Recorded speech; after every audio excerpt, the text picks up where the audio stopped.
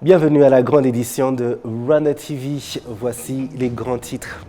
L'Union européenne salue la bonne performance des forces rwandaises de défense dans le rétablissement de la paix à Cabo Delgado, au nord du Mozambique. Les parlementaires invitent la Banque nationale du Rwanda à résoudre le problème persistant des entreprises exigeant les paiements en dollars américains pour certains services. Encore une fois, bienvenue, chers téléspectateurs de la télévision rwandaise. Je suis David Carmel Ingabire. C'est une joie de vous retrouver. Je vous le disais en titre, l'Union européenne salue la bonne performance des forces rwandaises de défense dans le rétablissement de la paix à Cabo Delgado, au nord du Mozambique. C'est ce qui a poussé l'Union à approuver un financement supplémentaire de 20 millions d'euros pour soutenir le déploiement des forces rwandaises. Jean Damascène Manichimie nous fait le point. Ce soutien financier de 20 millions d'euros aux forces rwandaises de défense en mission de rétablissement de la paix dans la province mozambicaine de Cabo Delgado s'inscrit dans le cadre des mesures d'assistance existantes au titre de la Facilité européenne de soutien à la paix. Il vise à soutenir le déploiement des forces rwandaises dans la province mozambicaine de Cabo Delgado, déstabilisée depuis 2017 par des groupes terroristes islamistes. L'Union européenne indique que ce financement servira à couvrir l'acquisition d'équipements et des coûts de transport aérien stratégiques nécessaires pour soutenir le déploiement rwandais. Le représentant pour les affaires étrangères et la politique de sécurité à l'Union européenne, Joseph Borrell, a d'abord salué la bonne performance des forces rwandaises dans le rétablissement de la paix à Cabo Delgado. Il a déclaré que ce financement témoigne du soutien de l'Union européenne aux solutions africaines aux problèmes africains. La présence des forces rwandaises a joué un rôle déterminant dans les progrès et reste essentiel, compte tenu du récent retrait de la mission de la communauté de développement de l'Afrique australe au Mozambique, a souligné le diplomate européen. Ce sentiment de satisfaction affiché par l'Union européenne, c'est ce que reflètent les témoignages de la population mozambicaine. Dans la quasi-totalité de cette province, la vie a repris son cours normal. Les va-et-vient sont intenses dans la cité de Palma, un district meurtri par les actes terroristes au nord du Mozambique. Même si la vie a repris progressivement, la ville présente toujours les séquelles des attaques et la population est loin d'oublier. Ils ont détruit ma maison. Il y a eu des morts. Il y a des gens qui ont perdu leurs biens. Des familles ont été séparées et jusqu'à présent, certains gens sont toujours en exil. Cependant, nous nous félicitons des efforts du gouvernement. Nous sommes calmes et certains étrangers commencent à venir ici grâce à la tranquillité qui règne ici. À leur arrivée, les terroristes ont incendié nos maisons, ont saccagé tous les biens de la population, tout leur argent a été brûlé, ils ont pillé leurs habits, beaucoup de choses ont été endommagées dès leur arrivée. Mocimboa Praia est le deuxième district le plus affecté par le terrorisme dans la province de Cabo Delgado. Là encore, la vie reprend. L'aéroport vient de rouvrir et le port est de nouveau opérationnel, avec une présence accrue des forces mozambicaines et rwandaises. Heureux de ce retour progressif à la normale, les habitants souhaitent que rien ne vienne plus les troubler. Nous dormons profondément. Le climat est paisible. On s'assoit ici à l'aise. Nous souhaiterions qu'il y ait une coexistence pacifique, que nos forces soient bien formées quant au maintien de l'ordre et à la façon de soulager la population qui a souffert. Nous vivons bien. Nous vendons des noix de cajou que voici. Ce petit commerce va bien. Les forces rwandaises de défense opèrent à Cabo Delgado depuis juillet 2021. Actuellement, les autorités mozambicaines estiment que plus de 90% de la population sont rentrées à Cabo Delgado, une province aux énormes potentialités au bord de l'océan Indien, mais qui a été durement touchée par les attaques terroristes depuis 2017. Merci Jean Damascène. Vous continuez à suivre la grande édition sur Rwanda TV.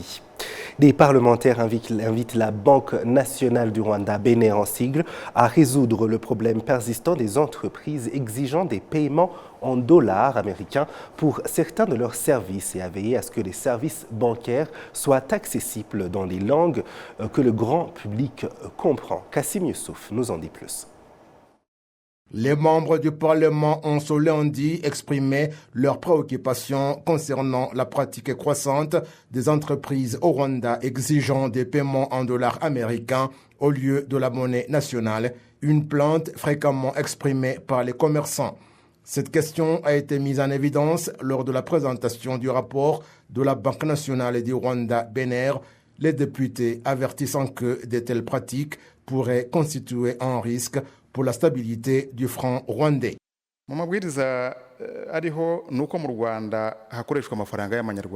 Les mesures existantes stipulent que les Rwandais doivent utiliser le franc rwandais pour les transactions, mais certaines entreprises continuent d'exiger des paiements en devises étrangères, notamment pour la location des propriétés commerciales et résidentielles. Que fait la Banque nationale du Rwanda pour éliminer cette pratique, en particulier compte tenu de son impact sur la valeur de notre monnaie? Dans les zones où cette pratique persiste, quelles actions la BNR a-t-elle entreprises pour conseiller ces entreprises ou mettre en œuvre des mesures qui serviront d'exemple pour d'autres? Si cela continue, cela pourrait entraîner la dévaluation de notre monnaie et une situation où des services du quotidien comme un déplacement en mototaxi ou l'achat de savon pourraient être facturés en devises étrangères.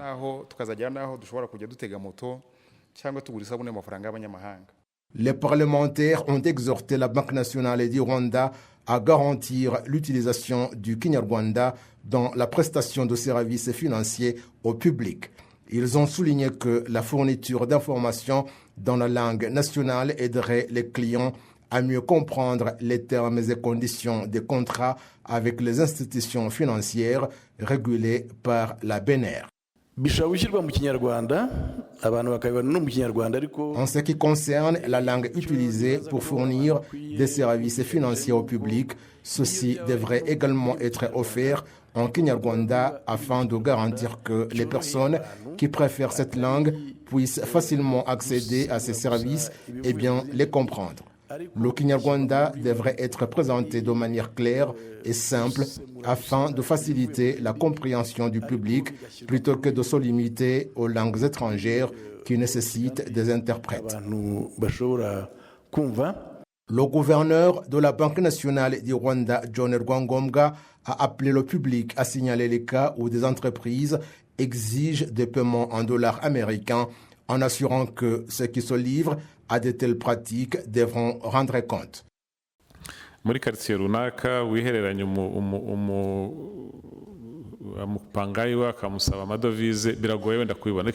Si quelqu'un dans un quartier est invité à payer en devises étrangères, il est souvent difficile pour nous de le savoir immédiatement.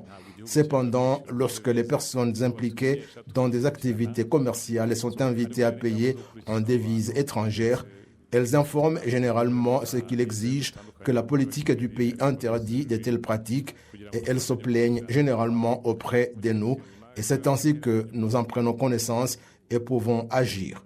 Pour y remédier, nous avons mis en place des mesures pour poursuivre ceux qui se livrent à de telles pratiques. Nous collaborons avec diverses institutions, notamment la ville de Kigali, la police et l'Office rwandais d'investigation RIB, afin de suivre et de prendre des mesures contre les entreprises qui exigent un paiement des devises étrangères en violation de la loi. Nous surveillons de près ce problème.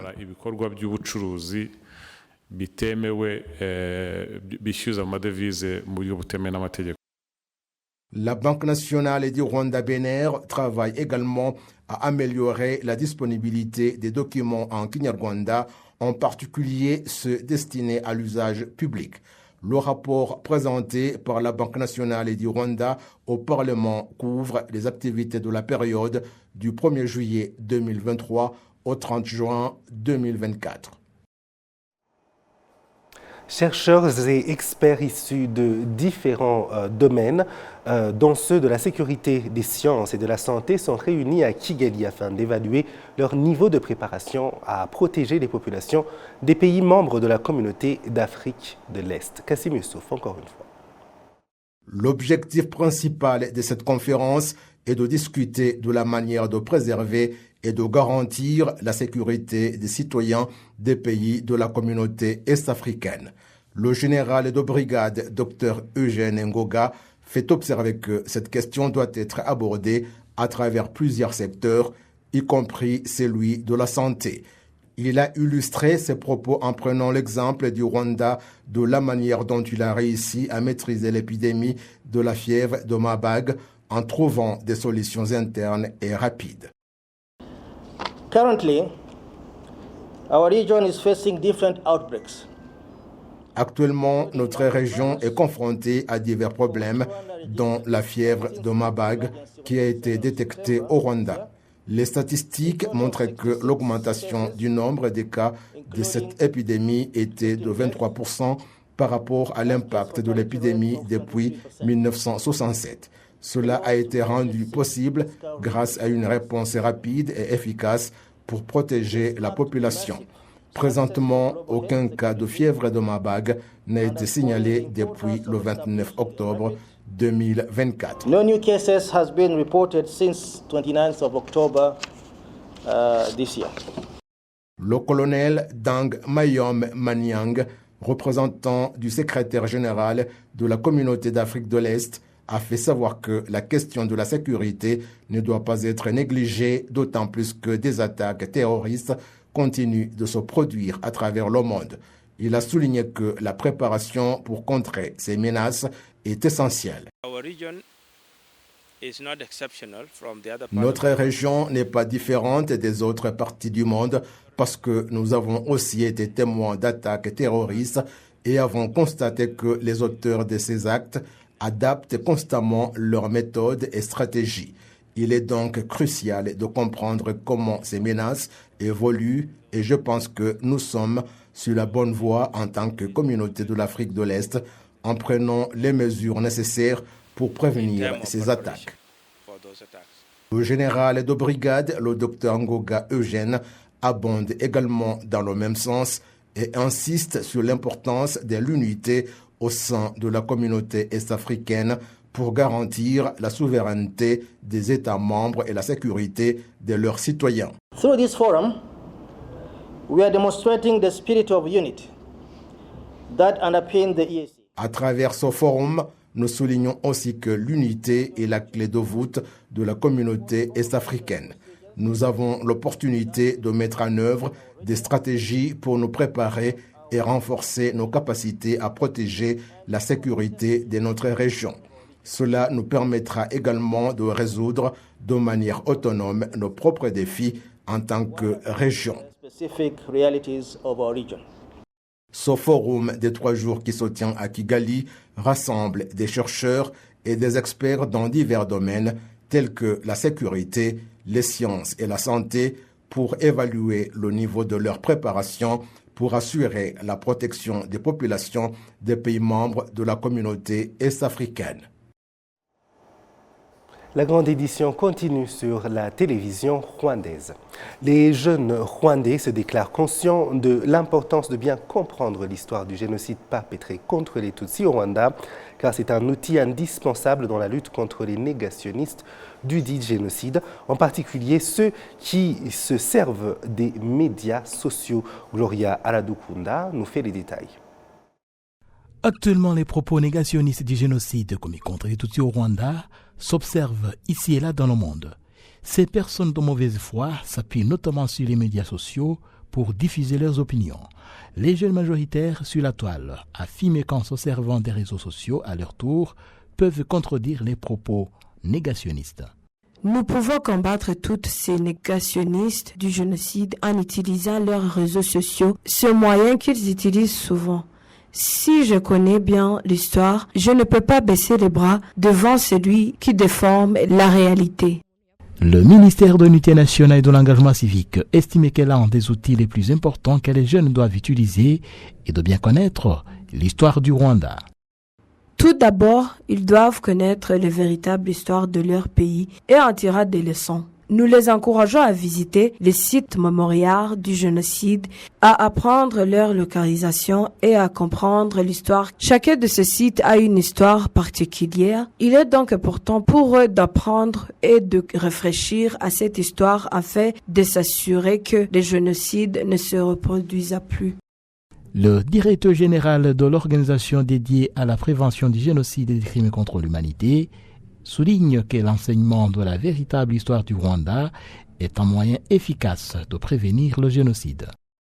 En parlant de cette histoire du génocide, nous voulons faire en sorte que les gens en tirent des leçons et que le génocide ne se reproduise plus. Pour les Rwandais en général et les rescapés du génocide, c'est une leçon qui doit s'étendre aussi au monde entier. Le recensement général de la population et de l'habitat de 2022 a révélé que plus de 65% de la population rwandaise est âgée de moins de 30 ans, ce qui montre combien il est crucial de veiller à leur encadrement afin d'assurer au pays un avenir meilleur.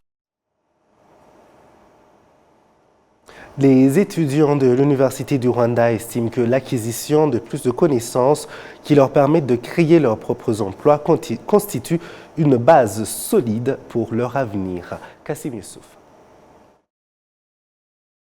Cette formation se déroule actuellement à l'Université du Rwanda, au Collège des sciences et de la technologie, en partenariat avec l'organisation internationale UNIPOD, est soutenue par le Programme des Nations Unies pour le développement PNUD et ont pour objectif d'équiper les étudiants des compétences nécessaires pour exploiter les opportunités disponibles et mettre en œuvre leurs idées.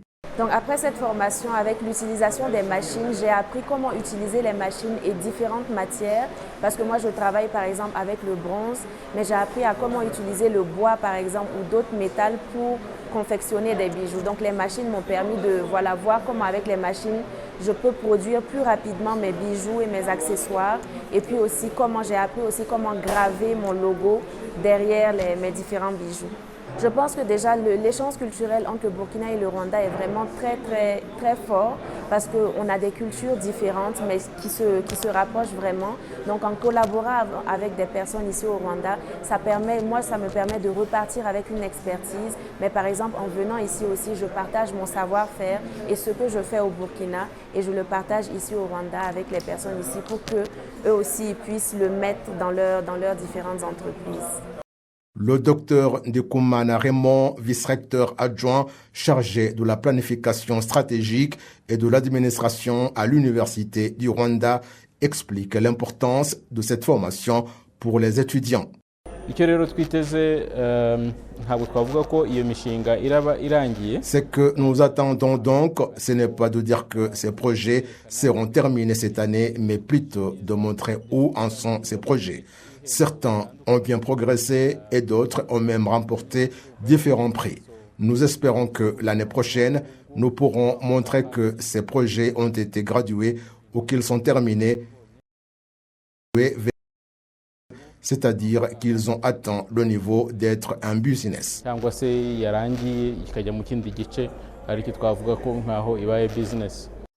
Le secrétaire permanent au ministère des Nouvelles Technologies et Communications et de l'Innovation, Iradukunda Yves, a rappelé aux étudiants d'exploiter les opportunités qui les entourent. Cela offre donc de grandes opportunités pour les projets encore jeunes, en particulier pour les étudiants de l'Université du Rwanda ou même leurs enseignants qui peuvent travailler sur des projets que les entreprises publiques pourraient acheter à travers les marchés publics. C'est une bonne chose qui contribuera à promouvoir l'innovation, et nous espérons que certains de ces projets offriront des solutions à divers problèmes que nous rencontrons au Rwanda. Cette formation, qui se tient pour la 3e fois, rassemble des jeunes en provenance de différents pays africains. Et avant de passer à l'international, les Soudanais réfugiés au Rwanda regrettent que le conflit en cours dans leur pays semble être oublié par la communauté internationale. alors qu'il constitue une grave crise humanitaire avec plus de 10 millions de déplacés et des milliers de morts. Le point avec Jean Damascène Manichemo. Les étudiants de l'Université médicale de Khartoum en sciences pratiques au Rwanda, où ils se sont réfugiés depuis juillet 2023, suite à la guerre qui fait rage au Soudan. Même si ces étudiants sont heureux de poursuivre les études, ils sont tout de même loin d'oublier les souffrances qu'ils ont subies dans leur pays. Évidemment, depuis avril 2023, en raison de la guerre malheureuse qui se déroule chez nous, des millions de personnes ont été déplacées de leur foyer, nous y compris. Je pense que le message principal que j'aimerais transmettre, et que je dis en fait ici tous les jours, c'est de ne pas laisser le tribalisme. Vous savez, les différentes tribus ou des choses qui n'ont pas d'importance affectent notre manière de traiter les autres avec dignité et respect, peu importe d'où ils viennent. La première fois quand nous étions encore au Soudan, c'était vraiment difficile. C'était la guerre. C'est sûr, la guerre existe partout dans le monde, mais quand nous sommes arrivés ici, disons que nous avons vu de l'espoir que nous n'avions pas quand la guerre commençait. En ce qui concerne l'éducation, parce que nous avons transféré notre université du Soudan ici, il n'y a pas eu de difficultés particulières et nous en sommes à notre 3e année. Nous ne sommes pas encore allés à l'hôpital, mais le retour de nos aînés ont été très positifs, donc j'ai hâte de voir la suite. L'ambassadeur du Soudan au Rwanda regrette que la crise humanitaire de son pays soit oubliée face au conflit russo-ukrainien et israélo-palestinien. We have registered 500 cases of rape of minor girls, of women. Nous avons enregistré 500 viols des filles mineures et de femmes sans protection. Nous avons 11 millions de déplacés internes séparés de leurs familles. 100 000 personnes ont été tuées. Nous avons 3 millions de réfugiés dans les pays limitrophes. We have 3 million refugees in the neighboring countries. Le diplomate soudanais est d'avis que la communauté internationale se ressaisisse et valorise davantage la vie de la population soudanaise. The international community has a responsibility to help Sudanese people to stop killing. La communauté internationale a le droit d'aider les Soudanais à arrêter les massacres pour restaurer la paix et la stabilité, mais malheureusement, certaines puissances régionales alimentent cette guerre. Unknown reasons. L'envoyé spécial de l'Union africaine pour la prévention du génocide, Adama Dieng, déplore lui aussi la passivité de la communauté internationale face aux atrocités commises au Soudan. Ce qu'on voit aujourd'hui, par exemple, au Soudan, avec cette guerre entre ces deux généraux, Hemeti et Burhan, et qui a conduit encore tout récemment à des crimes extrêmement graves, y compris le suicide d'ailleurs de 150 femmes, tout simplement pour ne pas être violées.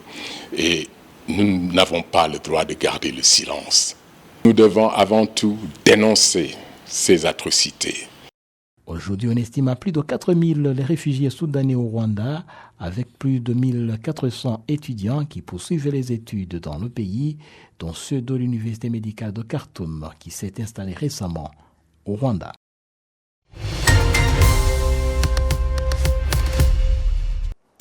Et voilà, nous arrivons à la fin de cette grande édition. Merci de nous avoir suivis. Je remercie toute l'équipe qui m'a aidé à la préparer. Au plaisir de très bientôt vous retrouver.